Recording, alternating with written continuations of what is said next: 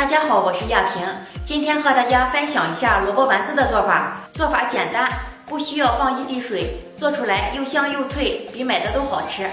首先把绿萝卜擦成细丝，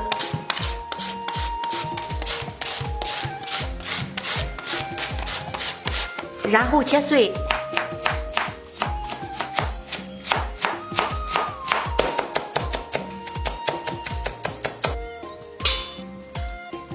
把香菜切碎，加入香菜做出来的萝卜丸子口感会更好。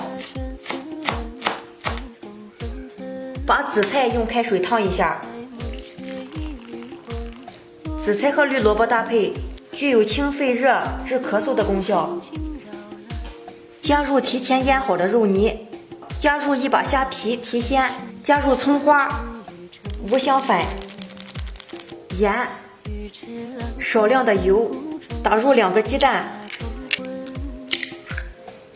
搅拌均匀，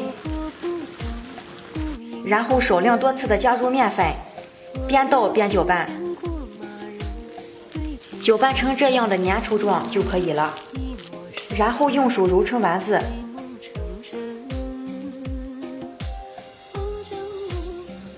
热锅烧油，油温5成热，把丸子放进去炸一下，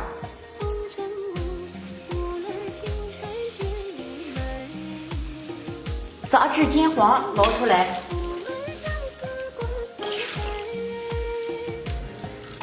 酥脆可口的萝卜丸子就这样做好了，我来试一下。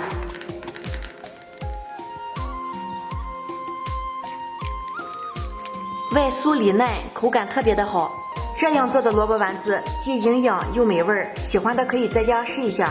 好了，今天的视频就到这里了，我们下期再见。